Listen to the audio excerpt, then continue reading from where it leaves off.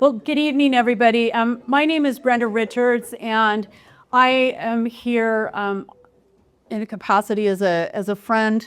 I've known Mike for over 30 years, and also bringing greetings from the Public Lands Council, which you've heard a lot about tonight, and I'm going to go into a little bit there. I will just echo what was just said. To see this room full of people and to be able to do this, it was an honor when I got the call and the invitation to come, and I'm very humbled to be able to speak, because this is truly an individual who, the stories about Washington, D.C. are just phenomenal, because it's not a joke that it can be somebody from Delaware or Florida or Hawaii, whoever, but if they've met Mike or had a conversation, they generally remember Mike, but they also go away knowing a little bit more about what we do in the West and some of the troubles we face. So, and some of the victories and how well we feed and clothe the world. So, like I said, I met Mike over 30 years ago. I have to keep track of number of years by the age of my kids. So I go from my oldest to my youngest son, and had the 3 boys. And so that's how I figured out how long it was ago I met Mike. My husband and I were stepping out into the cattle business on our own. He came from a ranching background, 4th generation in Nevada, but his brother had stayed there. So this was our dream. And I was pretty new, and I was extremely nervous. And as Mike always reminded me, I was also blonde. So, and he never, so add the nervous onto that capacity. So I'm sitting through some of these meetings trying to figure out, because it's really, really important. And my husband always says he needs to stay home and take care of the ruts and the dust so we can make things go. But it's important to be involved. And so being at some of these first meetings, and being young, and also I am so proud of all the women in the West that paved the way for me, but we continue to go. And I am so excited for my granddaughters, because there's not that difference in the room anymore. But at that time, there wasn't a lot of us in the room. And I will say the selflessness, thank you. Not selfishness, that would be one of Mike's ways of putting it, is he really was very gracious and encouraging. And even though half the time I could not figure out exactly what he was saying, or he would get that twinkle in his eye. So fast forward about 20 years, and I apologize for the language, but I did learn to say the word bullshit, Mike, because you'd be going along, and when I shouldn't believe something, I was believing him, and when I should be believing it, I usually wasn't. And so Sarah Brosh, another dear friend, we lost her a number of years ago, but Mike and I would be sitting there and talking with Sarah, and finally I would just learn to call that and I said, I need you to slow down and tell me whether this is real or not real.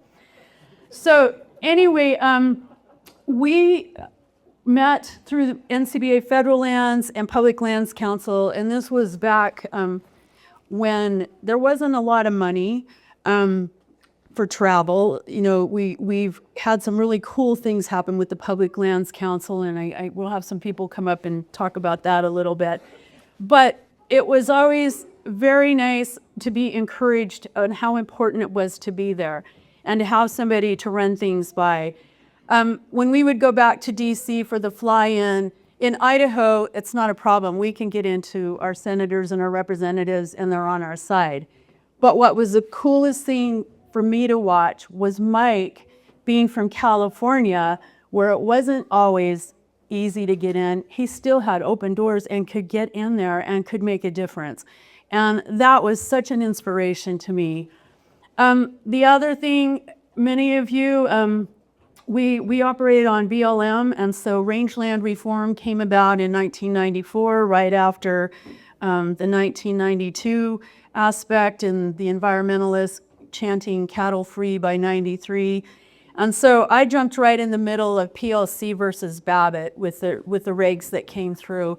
And Mike and I worked side by side, and Dan just talked about the amount of money that this man is able to raise. And he helped me get the courage to go out and talk about this and get out there. And we raised a lot of money and were able to take that clear to the Supreme Court to get some standing for public lands ranching on PLC versus Babbitt, because we were trying to get some of those things challenged in the grazing regs. So I will say there's a lot of things that Mike told me that I will never understand. There's a lot of things he made sure that I understood, and was a great teacher. But probably the most memorable thing is the family.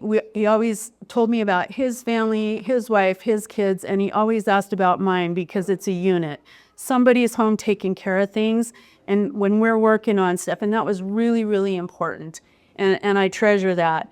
And the other thing that was so memorable for me was when Caroline Lobdell and I got to come and stay at the ranch and spend a couple days and do a tour.